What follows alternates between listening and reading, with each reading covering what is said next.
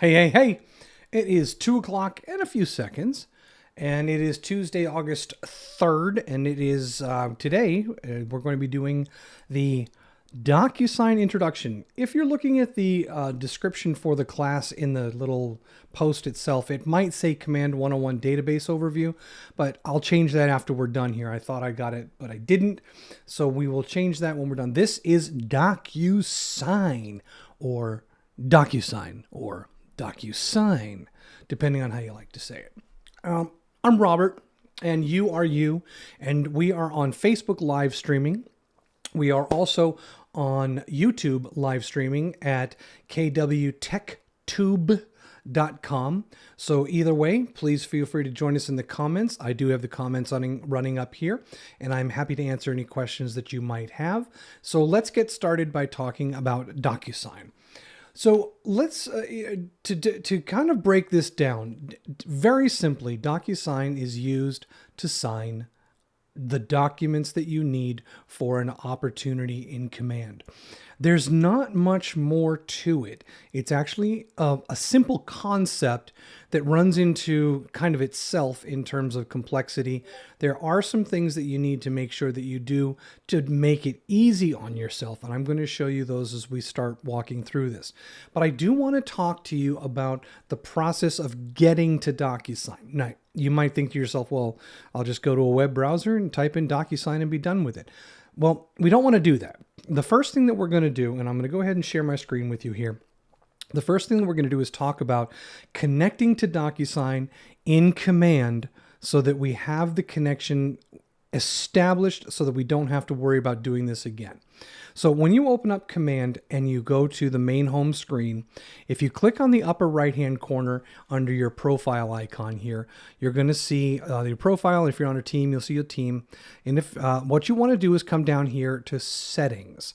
So on the profile, we're going to come down here to the settings area.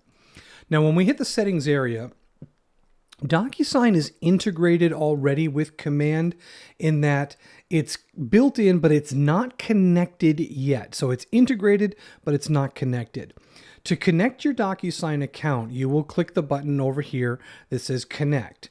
Now, doing that connection, you're going to create your DocuSign login, and it will automatically kind of walk you through the steps to get you connected.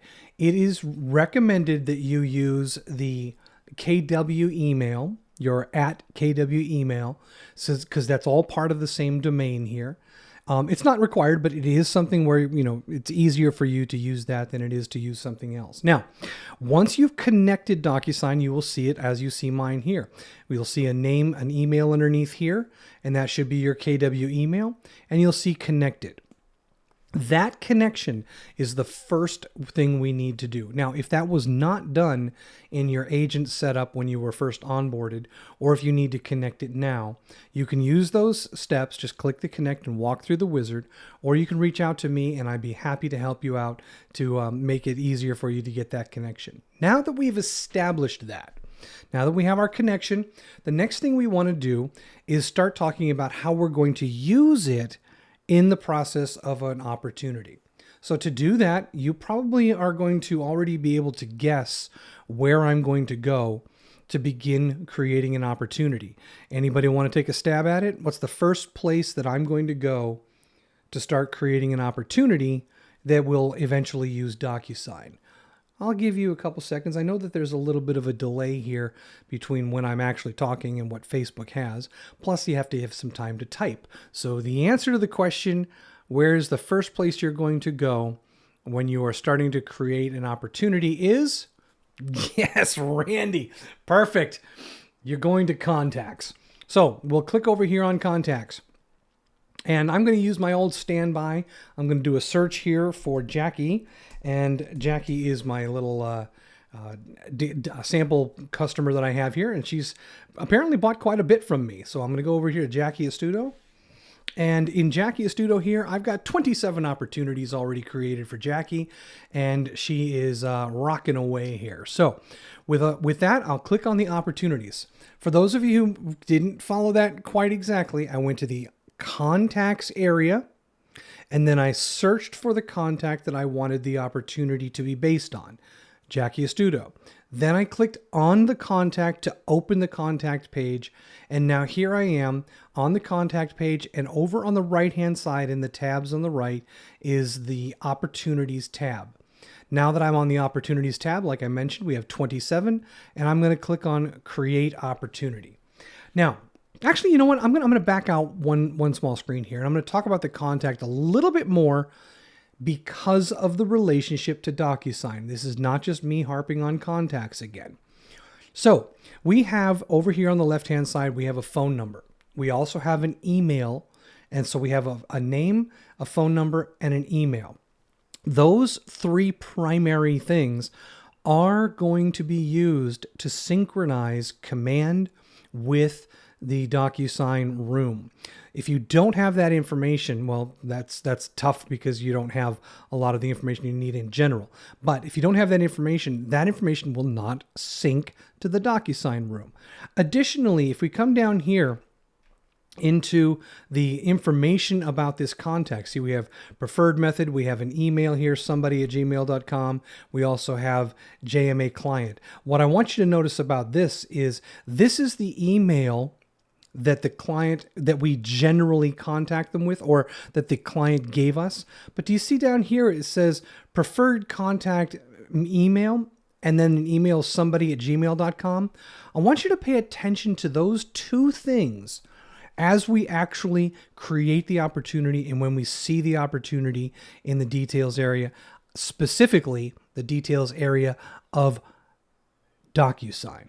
Okay, so down here, I'm also missing a secondary phone number. So that's something that will come into play as well. All right. We also see here that we have a relationship of John Morgan. Now, if I was to click on John Morgan, as a matter of fact, let me go ahead and do that really quickly. You can see that John Morgan, as a related contact, has a phone number and an email. There's a little bit less information on John, but we do have a minimum of a phone number and an email. So let me go back to Jackie. Keep all of that in mind. Essentially, keep in mind the amount of information that I have for this contact. Okay? It's going to be a test later. Now, on the opportunities area, we will now click on Create Opportunity. When I do this, the Create Opportunity dialog is going to be mostly filled out for me. It's going to automatically default to an opportunity type of listing. However, you have the option of buyer, landlord, or tenant. Now, when you choose one of these other ones, well, whatever you choose here, it doesn't matter which one, the default or otherwise. Once you create this opportunity, you cannot change this. So if you make a mistake and you choose listing and it's supposed to be a buyer, you're going to have to just delete or archive the original opportunity and create a new one, because you cannot change this once it's been created. Okay, so I'm going to go ahead and stay with listing. And on the listing here, what I get is an automatic load of the client's name, Jackie Astuto. This is the number one reason why I like to select the opportunity or create the opportunity from the contact, because it automatically loads up the client or the contact that we were working with when we created the opportunity. Now over here on the right-hand side, co-seller. Because we've selected Jackie Astuto, we can see that the related contact is available for John Morgan as a co-seller. And I'm going to select that. Again, keep in mind, client and co-seller. I've got both of those people in this opportunity so far.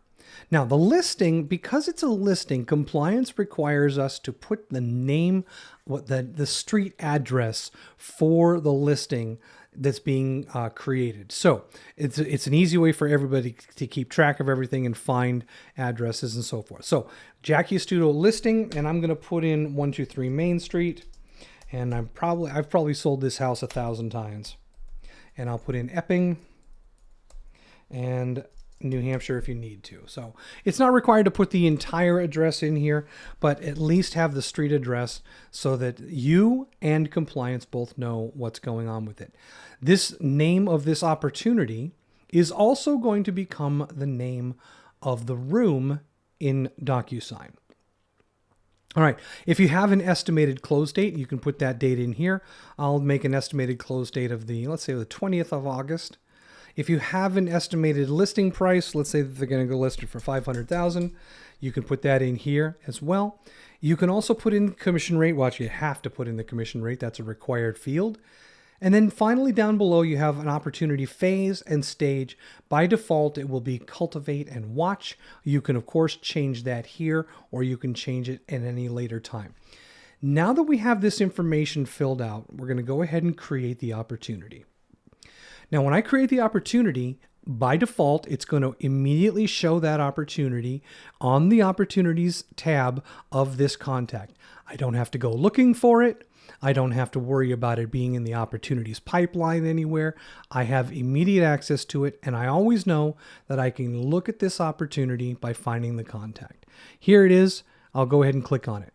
So now we're taken over to the opportunity itself. This is the opportunity with all of its tabs and all of its information. So I'm going to briefly walk you through a couple of things here that are directly tied to the success of the DocuSign room that you create. Number one, we need to have the contacts, as we just did. If there is a co-buyer or co-seller, then you need to have both of those names here so that they will transfer over to the DocuSign room.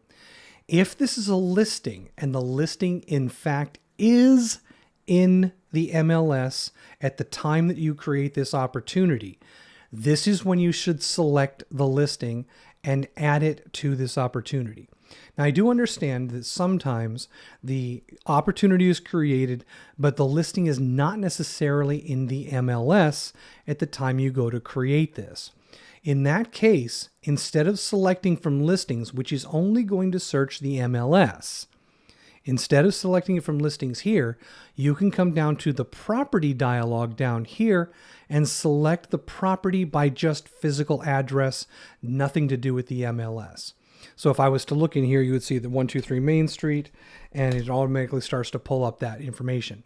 Now, this is not the listing. This is just the physical address. This is what you use if you're going to be pulling in an address without an MLS number. If the MLS is in and all set, you can choose Select from Listings. And on the right-hand side, you can choose All Listings if necessary. And you can choose the 123 Main Street, and it's Epping. And I will go ahead and search for this little guy. And you can see here is the property. Okay, so I'm going to go ahead and choose this 123 Main Street in Epping as the listing. Now, when I do that, the name or the address populates up here, and the opportunity is now updated. Okay, so I've got quite a bit of information here now. So the information that I have is filled out as best that I can to this point. Now we can start talking about the DocuSign room via the Documents tab of an opportunity. So let's go over here to Documents. And in the Documents tab, we need to do one more thing before we can create the actual room. And that is picking the checklist or the document checklist type that we're going to use for this transaction. Now, when you click on the drop down for Pick Checklist Type, you'll be presented with a checklist that matches the type of opportunity. In this case, it's a listing. So you're only going to see listing checklists. You'll see one for New Hampshire, Maine, Massachusetts. You'll also see commercial New Hampshire and a New Hampshire listing for new construction. So these are the ones that you have to choose from, and I'm going to choose New Hampshire listing checklist. You want to choose the right checklist because the documents that this one loads up for required, conditional, and optional is the right documents for this type of transaction. There are 3 folders here listed, under contract, and closed. They all have their own sets of documents, and none of these are the actual documents. These, if you do see an underline, are example documents or sample documents that will show you what this document would look like, of course, without any signatures on it, okay? So that's something that's very important to keep in mind. These aren't the real documents. These are the placeholders for the final signed versions of your documents. All right, so now that we have literally everything that we need in the opportunity, including the details, the listing, the addresses, the phone numbers, everything like that. This is why I spend so much time on this, because what we just did was critical to the next step and making the rest of the process easy. All right. So I'm going to click on Start a Transaction on the right-hand side. Everything's ready. I'm ready to start a transaction. If you do this, if you click this Start a Transaction before you've completed all that cool stuff that I just showed you, you're going to end up re-entering or entering information into DocuSign, and it's going to be a waste of time. Trust me. All right, so start a transaction. We'll choose DocuSign. DocuSign comes up, and it may require you to log in if you haven't logged in within like the last day. And then once you use your enter your username and your password, you will now see a room directly load in. So you didn't even have to like put in DocuSign into your address bar. It took care of everything for you. It in fact took you so much and took care of you so much that it loaded up the room name based on the opportunity that you had created in Command. And it also loaded up the address, it gave itself an ID number, and it put the expected closing date in here, all set to go. Now, it also puts you into the documents area of this room. There are 6 different areas of this room. There's the details area, the documents area, the people area, the envelopes area, and the history for this transaction. Let's just take a look real quick at the history, and you can see here that the DocuSign room was created and it was added, the details were added. That's an interesting little thing. Look at that. Room Details tab was updated by KW Coastal Lakes and Mountains Realty. The Details tab was updated, you say? Well, let's go back and look at the Details tab. Now, check it out. Jackie Astuto, listing 123 Main Street, Epping, New Hampshire. That's the name of the opportunity. Down here in the room information, we have the MLS ID, as well as we have the address. We have the city, state, and zip, and the year built because of the MLS. We also have the listing dates here, and you can see I actually pulled one from that's already sold, so this one is already done. But you can see 826, the price for that, relisted yes or no, contract amounts. All of that information was pulled, and the details tab was filled out. Now, why is that important? Because the information that's on this very tab will help to populate any documents that we bring into this room, any document forms that we bring into this room. So if I added a form now that required anything on this details page, the details page would automatically provide that information to each form that we bring in where necessary, and it would pre-fill, saving us time. Let's take a look. Oh, let me finish out here on the right-hand side. Jackie Astuto is the seller. You see how we're missing a phone number here? And we also have an email address for jmaclient@gmail.com. Okay, so we have some information there. John Morgan, we have the phone number, cell phone, and we also have the email for John Morgan, but we don't have an address. The listing agent, that's me in this case, with my name and information, business phone number, and my address information for my brokerage. Okay, there's only one listing agent, so that's all that's here. All of that information on the details tab. If anything is missing and you need to have it in here, you can add that information either in this dialog, or you can go back to your contacts, back to your opportunity in Command. And all I did was I went from one tab in my browser to another tab, and I went back to the details area of the opportunity. So if something's missing from here, I want you to take a look now. The DocuSign room is still open. Here it is over on the right-hand side. And the command window is still open. And I'm looking at the details area. Something new happened this week. And if you were with me in the class earlier today, I actually mentioned this. I've known about it for a few days now, but it's actually fully implemented. And I am so thrilled that this is here now. One of the changes that they've made, and we won't even really worry about whether it was here or wasn't, was they've added the synchronization statement to the Details tab within DocuSign, or Command, to tell you when this document was last synchronized with DocuSign and what information is in fact being pulled across to DocuSign. So we see all these little blue circles here. All of this information is currently being synchronized to DocuSign. So that means if I was to update anything in here that's got the blue on it, it would update it in DocuSign. And all I would have to do to transfer the new information to DocuSign is click Sync Transaction. Now this Sync Transaction button, that specific area, is on the Details tab. So it kind of makes sense that we're thinking about the details themselves. There's another Sync Transaction button, and that one was the original. We'll go back here. And that is over here inside of the Documents area. There used to be the Sync Transaction button right here. And if you don't see it now, and you're like wondering what happened to my Sync Transaction button, they've moved it over to the Details tab so that you can now sync it from here. All right. And mainly the reason is because the Sync Transaction button does not go to DocuSign and pull documents from DocuSign and place them in the slots here where they belong. That's a misconception. It was something that was a little bit kind of confusing for people, where they think that, okay, so I've got 5 or 6 documents in DocuSign, I'll hit the Sync Transaction button, and then all of those files that are in DocuSign will automatically come across and load up into the correct slots. That's what people thought.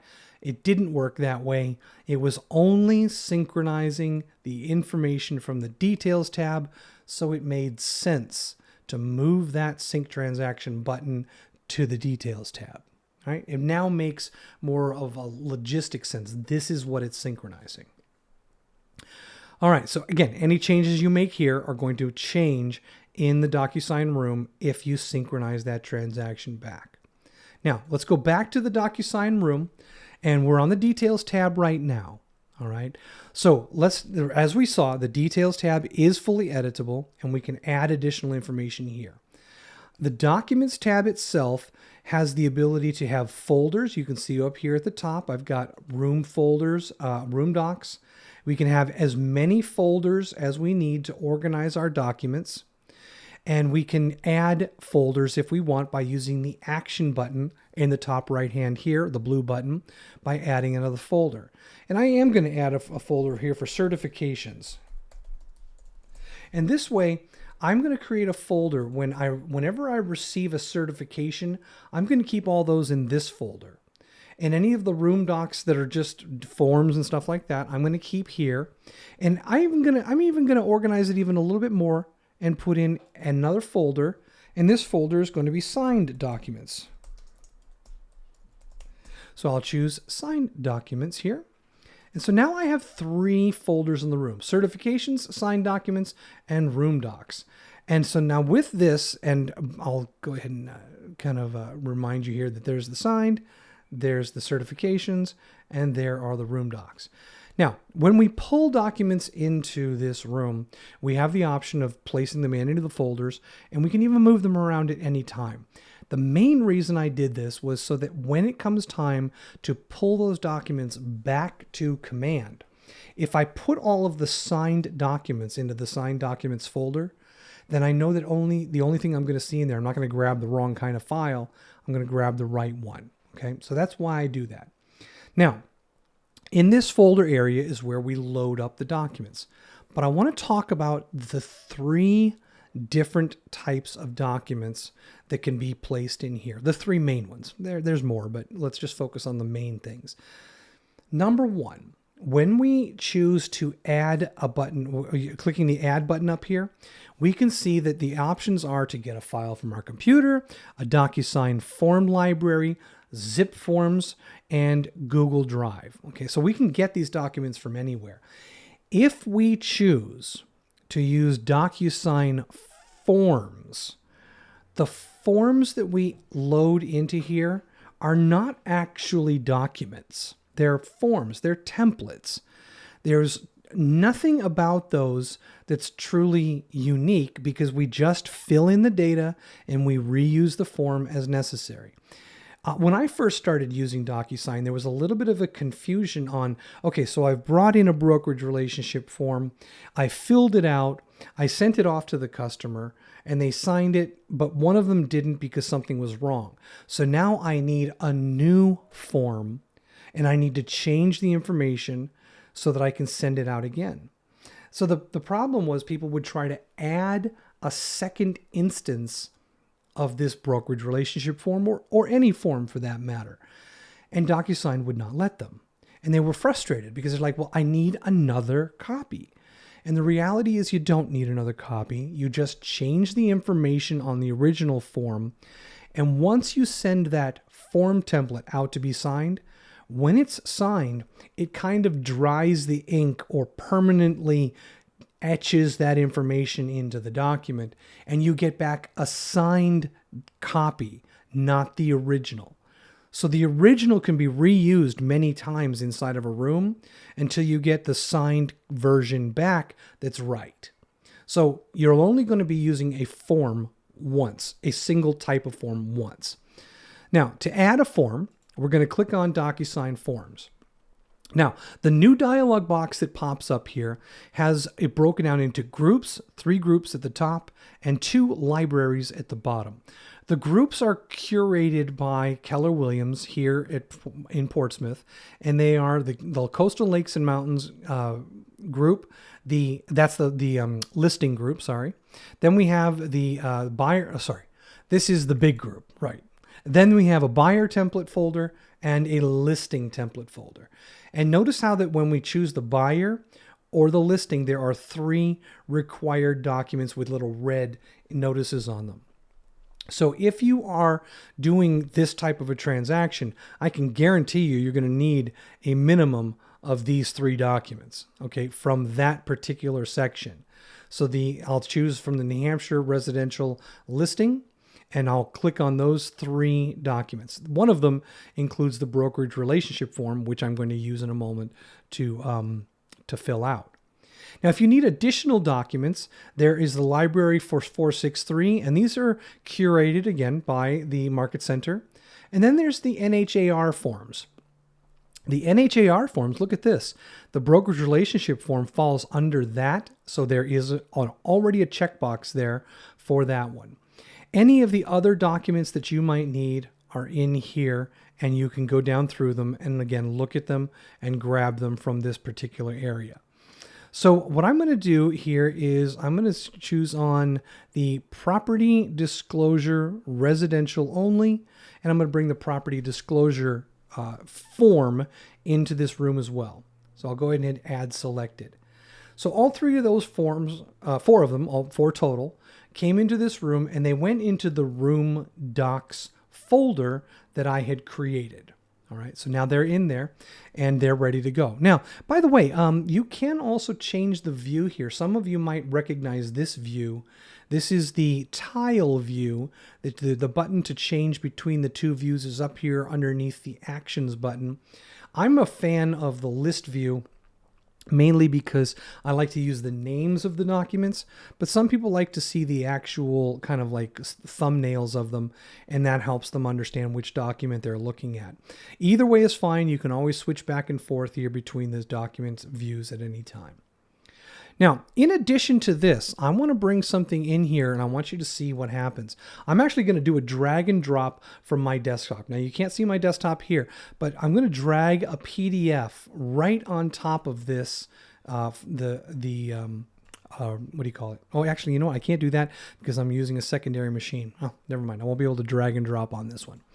But if you drag and drop a document from your desktop into this window, it will automatically upload it. So that's a nice feature. As a matter of fact, I think I can do this. Let me go ahead and pull this aside here. Yeah, I've got one right here. So here's my desktop view. And this desktop has a PDF on it. So I'm going to take this PDF from my desktop and just drag it on top of the web browser window and release. And check it out. The PDF is instantaneously uploaded, and now I have that file inside of the DocuSign room.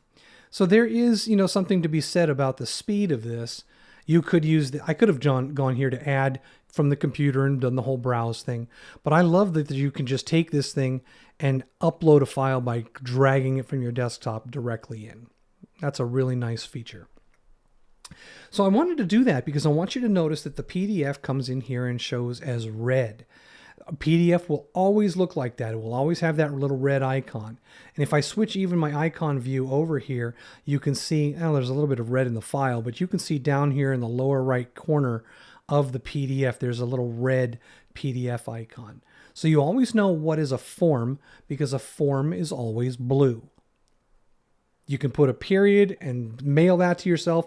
That's going to be the case. Forms are blue. Forms are those re-editable, reusable elements inside of a DocuSign. All right, so now that we have some of these things in here, let's take a look at one of these forms. And I'm just going to do one for this class. And although we have multiple forms here, it doesn't matter whether we do it with 1 or 10. These are all going to be the same rules, okay? So let's take a look at this brokerage relationship disclosure form. So I'll go ahead and in the documents area, doesn't matter which view I'm on, whether I'm looking at it at the listing list view or the icon view. To view the file, I'm just going to click on the name and it's going to open up a viewer right in the middle of the window. Now this viewer that opens up, you can scroll through the document. You can look at, oh, look, I brought up the property disclosure. See, my bad, because I hovered on property disclosure. I wanted brokerage relationship disclosure. See, now, if I had opened up the right one, or maybe if I had done it in the tile view, I probably would have gotten the right one. Okay, so here is the brokerage relationship form. There's that New Hampshire Real Estate Commission. And you can scroll through this document and view any of the fields on it. As I scroll down here into the signature area, notice that the first and last name of the primary is here, Jackie Studo, seller one name, and John Morgan is seller number 2, and the name of the real estate brokerage firm is Agent One's Company. So those 3 fields automatically populated from the details area of the DocuSign room. If I go down to the very bottom of the second page, look what else populated. The property address, the city. It did not pull the state for some reason, so I'm going to go into that box and type in NH for state, and there's the zip code 03042. Now, what do you think is going to happen in the details area if I type something into the state field in this case? Is the field state going to update in the details area of this DocuSign room? And I'm going to go ahead and put that out there to you as well. So I have changed the form and I've added the NH for state. Is that going to go back and update that information on the details area? You tell me. I'm going to go ahead and close. Actually, I'll save and close this document because I want the NH to stay on this form. So now when I do that, I can see that nothing's really changed here. I have the brokerage relationship disclosure form, and I can open this up again.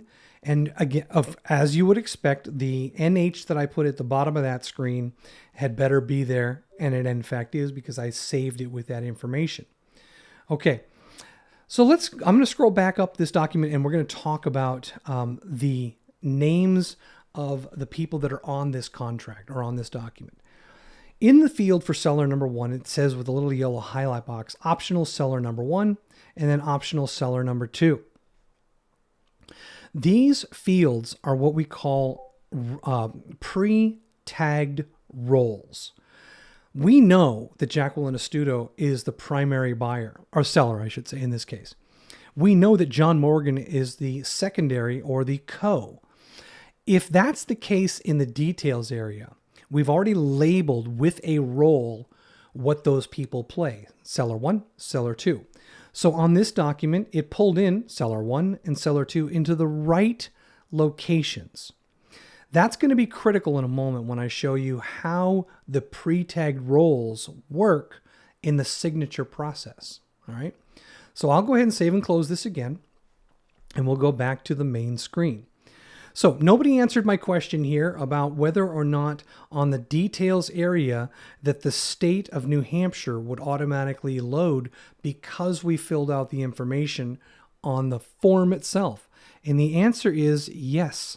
These are bidirectional synchronized, synchronicity synced things. They talk to each other. Anything that's updated on the form that has a spot in the details area will update in the details area and vice versa. So if I was to make a change here, that form would also update. All right. Little caveat to remember here. If the form hasn't gone out and I make a change on the details tab, and then I go and look at the form and it's updated, and then I send it, of course the updated information is going to go out for signature. But if I send a form out and then after the form is gone, I notice that something in here like the New Hampshire was missing. If I change it here, it will update it on the form, but it will not update it on the form that's already gone out. So when it comes back, it very likely will not have that updated information because it's like you would think. Once something is signed, it's kind of sealed and you're not going to be able to change it. So in that event, if it came back without that updated information because I updated it too late, you'd probably have to send another version of the form if that change was important enough. Okay. So now that we understand that the details area feeds all of the documents, if I come back to the documents tab, and if I look at this property disclosure form, I'm going to get a lot of pre-filled information just because the details tab is feeding that information through. Jackie Studo, John Morgan, 123 Main Street, Epping, New Hampshire with the zip code, all that. If I come down here into the signature or the property location again, there it is. Same on the third page, there it is. On the fifth page, I think, is where the signatures happen. So here is where the sellers are going to sign. Notice that the sellers' names are not on here, but when we send this out, the seller position is what's considered a pre-tagged role. DocuSign already knows that that's where the seller is supposed to sign, so it's automatically going to load the signature boxes, and you won't have to, into those slots. All right, so I'll close this. Okay. Hey, let's check on the history of this. Let's go to the history tab and see what's going on. Look at this. Added all this information, and it looks like the details, room details were updated, room details tab was updated. All this stuff that's happening here is telling us exactly what happened and when, so that we know what the history of this is. You got to love it. Okay. Go back to the Documents tab. Now it's time to sign something. All right. So let's take nice and simple. We're going to start with the brokerage relationship disclosure. And instead of clicking on it again, because we know clicking on it is going to open it up for editing. I don't want to open it again.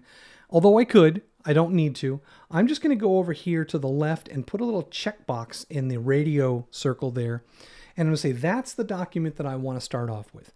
I can, in fact, send multiple documents out. I could do that.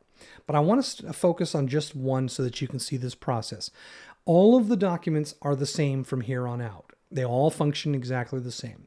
You select a document, and notice that when I did that, I'll uncheck this and bring your attention to it. Right here underneath the history, there's no toolbar, there's no icons. But if I click on the checkbox here to select a document, I now get a row of icons. And the icons are copy, move, email, create envelope, download, archive, unarchive, and delete. So I have a bunch of options. I also have those options if I right-click the document in the documents area. So I have one even rename. I can do that. I can edit, split. I can apply a form template, which is beyond this class right now, but it's a pretty cool tool. Move, copy, email, fax, download, print, create envelope, archive, and delete. So I get a lot of the same things that I get up here and a couple of extra bonus ones. But in any case, what we're trying to do right now is to create an envelope, and that is indicated by the little pen icon. So I'm going to go ahead and click with this one document selected. I'm going to create an envelope. So the envelope is just like the old days in the old movies where you would see in an office building somewhere, someone come by with a mail cart full of tubes and letters and envelopes and all that. This is a manila envelope. The manila envelope has a name. This is your name that you want to give to the envelope. So let's say I want to call this the brokerage relationship form. So brokerage relationship form. Okay, so now I put the brokerage relationship form into the name of the envelope, and now I know what's inside here. This makes it a lot easier for me later on to identify what's in here. The document that was already loaded is the brokerage relationship form, and if I wanted to, I could add additional documents to this envelope. So maybe before I close it up, I want to put a couple more in there. Now, this one document has spots for the signers that we know are associated with this particular transaction. And we know that it's actually seller 1 and seller 2. So I'm going to come down here to where it says add recipient. I'm going to click this. And this is where people get confused. And I want to make sure you guys understand this. The room already knows that seller 1 is Jackie and seller 2 is John, and I am the agent. Those are pre-tagged roles. The system knows who and what they do. It knows who people are and what their role in the documents are. So if that's the case, if we use pre-tagged roles, then all we have to do is specify the name of the listing agent for the listing agent role, and that is Robert. And who is seller number 1? Seller number 1 is Jackie. And who is seller number 2? Seller number 2 is John. Now, in this case, that's all we have to do, because on the next page, when we get to the signature part, the signature part's going to be loaded up with the right boxes for the right people automatically. We won't have to add any boxes. So I'm going to click on Add Selected. And in the case of the Add Selected, it's going to put us all at position number 1. So 1, 1, 1. Now, if you want someone to sign before another one, you can rearrange these by dragging the positions around, and you can then number them accordingly. So if I want Robert to sign it first, and I want Jackie to sign it second, and then I'll go ahead and push this back into second now, and I want John to sign it third, I can actually position them and tell the system when each person in this list is finished, move to the next person. So actually Jackie should be number 2, my bad. There we go. Okay, so now that I've got the people on here and they're ready to go, the last thing for me to do is to prepare the envelope for sending and then to make sure everything's in the right place. The last step is actually the easiest if you've followed all of these steps until now. In the manage recipient, message to recipients, I'm going to put in here, hi Jackie, these are the documents that I told you about. Please take a look at the brokerage relationship form and sign it. All right. Down here, the brokerage relationship form signifies a relationship between me and you and all that technical legal jargon. I hope that you understand this. If you don't, please feel free to reach out to me and I'd be happy to explain more about this form. But I do need it signed before we can continue working together. I love dictation. So now that I've filled out the email to the subject and also the edit and the message that they will receive, I'm going to go to the next on this, and all I have to do, because of the pre-tagged roles and because of all of the great information that I put in the details area of the opportunity way back in command, all of that information fed into this page to make it easy for the system to know who is who, where they're supposed to sign, and make this instantaneous. Now, on this page, there's actually 3 people. There's Robert Vincent, there's Jackie Astuto, and there's John Morgan. The colors indicate the actual person themselves. The positions indicate how they're going to sign the document. So Robert's first, Jackie second, John third. And when I come down a little bit further here, I can see that Robert is going to be here, Jackie's going to be here, and John is going to be here. Now, in the interest of showing you a completed document, I'm going to remove John Morgan's signature from this because that's a false email. It's just a gibberish email. Jackie's email is actually a real email where I can actually sign this document and make it so that the document is fully signed to bring it back into command. So I'm going to go back here to the previous page, and I'm just going to do this for this demonstration. I'm going to pull off John Morgan by putting an X here and saying that John does not need to sign this document. So it's just going to be me and Jackie. All right. And that's only for the demonstration purposes. I wanted you to see me bringing all of them in there. But again, I'm just doing it for ease for the class here. So now maturity is really hitting me hard this week. So now on this page, we only have 2 people now because I modified who was going to sign the document. And if I go down a little bit further here, you can see that John Morgan's signature spot has been taken off. Now I'm going to send this. Actually, let me tell you what's going to happen first. I put myself as signature 1, and then I put Jackie as signature 2. Which means signer 1 has to finish signing the document before DocuSign will even send the document to signer 2. Signer 2 being Jackie in this case, okay? So if I had set them both up with 1, position number 1, it would have gone out simultaneously and either one could have signed and it doesn't matter. So you have to think about that in terms of, is there an order to the way you want these documents signed, or can they go out to everybody and just come back all signed? So that's something that you want to think about and kind of build the order accordingly. Now, I'm going to go ahead and send it out with me 1 and Jackie 2. I'll hit send and the document leaves. But look what happens to my screen here. The screen takes me backward into the envelopes area of the program. All right. The envelopes area of the program now has a little manila envelope that says, with a blue banner across it, it says needs my signature, which means I don't have to go to my email to open up an email and go through the external DocuSign process to sign this document. After I hit send, it put me back into this room and said, hey, this document needs your signature.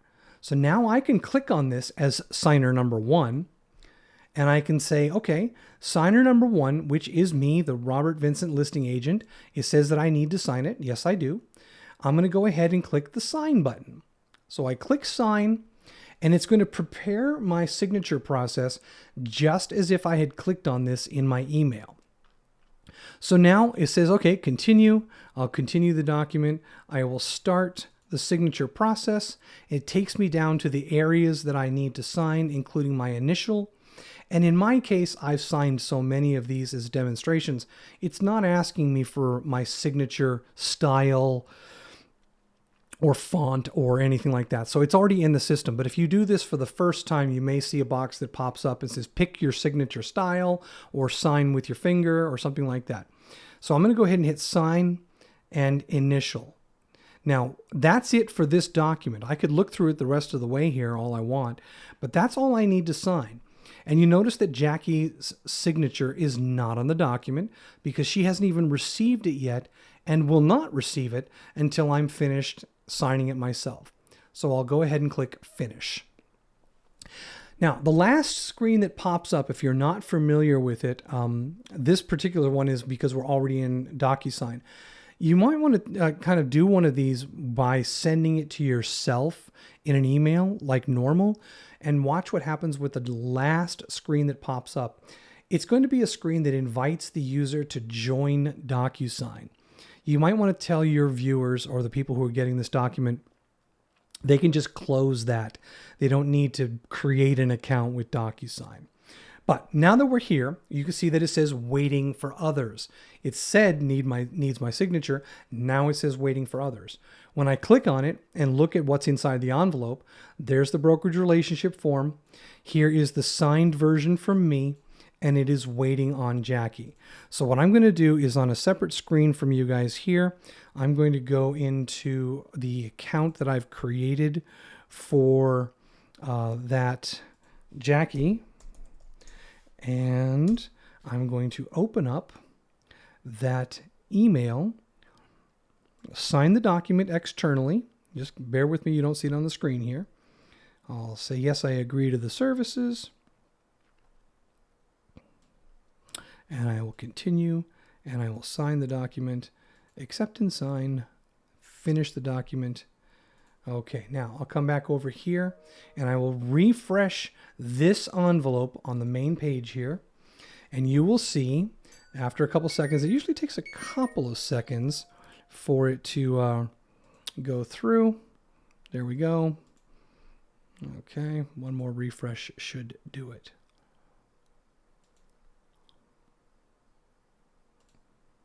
Okay, there we go. So now it says Jackie, seller number 1, is signed.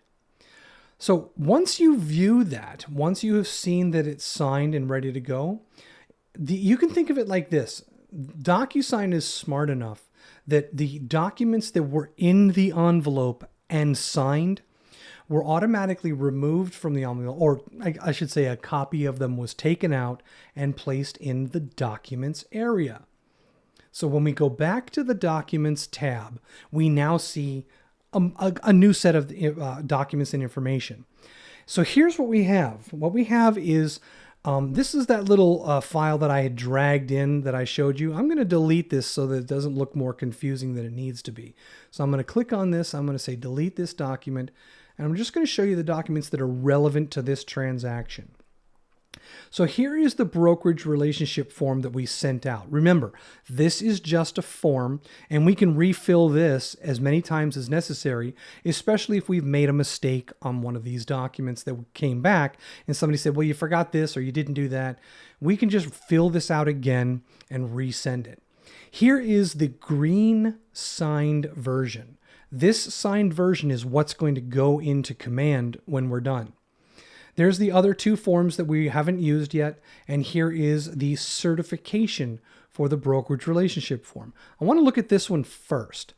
The certification itself is generated by DocuSign, showing the two signatures of the people involved, showing the timestamps, and this is essentially a certificate of completion. This is the legitimate legal document that says, yes, DocuSign has verified that these two people followed the guidelines and did in fact sign the document. So now that that's the certification, we don't need that in the DocuSign area, nor do we need it in Command, but it's nice to have this here. Remember how earlier I had created two extra folders here, one for certifications and one for signed documents. I'm going to take the certification, click it, and I'm going to drag it up to the folder certifications and place it in there. And then I'm going to collapse that folder down so that it's out of my way. Now, any documents that I get that are certifications, I can house them all there and keep them out of my way so I'm not cluttered. The next one here is the green signed document. I want to keep all of my signed documents in one folder as well. So I'm going to take my green signed document and I'm going to drag it up to that blue bar, and I'm going to release it into the signed documents folder. And I'm going to close up the room folder, and what you see now is all I have is the signed copy. Now I could open up the other ones, see the certifications, see the room docs, but this guy is the one that I need for Command, the signed green document. Here's my favorite part of this whole thing. I'm going to leave this room now. I don't need to do anything else here with this particular document. I'm going to go back to Command, one tab across over here on the top. So all I do is I went back to Command, and I'm going to go to the Documents tab. So on the Documents tab, I know that the brokerage relationship form goes in this placeholder right here. So all I have to do to move the document from DocuSign to Command is click on Add a File for the correct spot here. Click on Add a File and tell the system that the document is in DocuSign by clicking here. And guess what it's going to show me? It's going to show me the folders, certifications, signed documents, and the room folder doesn't have any actual signed forms. So those do not show up. So think about that. The forms, the blue forms, you can't load those into Command. Those don't move. So the only things that you're going to see are certifications and signed documents. So I'm going to choose signed document, seller signed with the little mark here, signed.pdf, and I'm going to assign it. A lot of sign going on. Now that I've done that, that document is in the correct place. It's ready to be submitted to the MC for review. So I can click on it and view it myself here and verify that I do have the signatures in here with the dates and times. And if necessary, on this particular one, I'll go down to the bottom and make sure that it is in fact the right address. Now that I've gotten this far, the only thing we need to do is rinse and repeat. We can do one document at a time, or we can do 10 documents at a time. Because this is an introduction class, I'm not going to go into things like splitting documents, renaming documents, doing a bunch of other different things with documents inside of envelopes. I'm not going to do any of that here. Editing PDFs and stuff like that. This process that I've just shown you is the straight line process from the contact through to the contract. Okay? Contact, opportunity details, documents. Documents in the details area in Command and in the details area in DocuSign. Create an envelope for the documents that you want to send. Make sure that you've got the right people using pre-tagged roles. Send it out. Receive it back. Sign if you need to. Otherwise, the signed documents will now be in the documents room, at which point you can come back to Command and just grab them using the add a file, specifying DocuSign as the location, and then find the document. In this case, we're looking for the exclusive listing agreement, designated agency, which I do not have. So now that we know the right name is there, I don't have it, so I'm going to click cancel. Okay, pretty simple in theory. I will fully admit that this is a few steps, but remember, a couple of times doing this and it will make a lot of sense. Here's your best practices and takeaways. Fill out all of the contact information. Fill out all of the opportunity information. That's it. If you fill those out before you create your DocuSign room, I guarantee you it will be so much easier in DocuSign. And that's honestly what I end up doing is a lot of times is letting people know there's so much going on in DocuSign because you don't have any of the information that you need from Command, and it's taking you forever to fill things out. Okay. We don't want that. All right, that's it for this morning or this afternoon. Holy cow, it's almost 3 o'clock. Thank you very much for joining me here today. I'm going to go ahead and put up the contact screen here. And if you have any questions, you can send me an email at robert.vincent@kwclm. You can book time on my calendar at timewithrobert.com. Then when we do meet via Zoom, that is kwtechtv.com. The YouTube live streams, which we are streaming right now, is kwtechtube.com. And right now we're on Facebook, and that is the facebook.com groups, KWCLM. And I hope to see you guys here on Thursday, I believe it's going to be. Thursday at 10 a.m. And on 10 a.m. on Thursday, let me get to the, of course, that's not going to open up now. Why? August courses. That's what I'm looking for. So on Thursday at 10 a.m. is going to be setting up your KW profiles, which is going to be fun because we're going to be going through all of the KW profiles for the 101 class. And then on Thursday afternoon, 8/5 is going to be creating your Facebook business page. All right, you guys, that's it. Have an awesome day. We'll talk to you soon.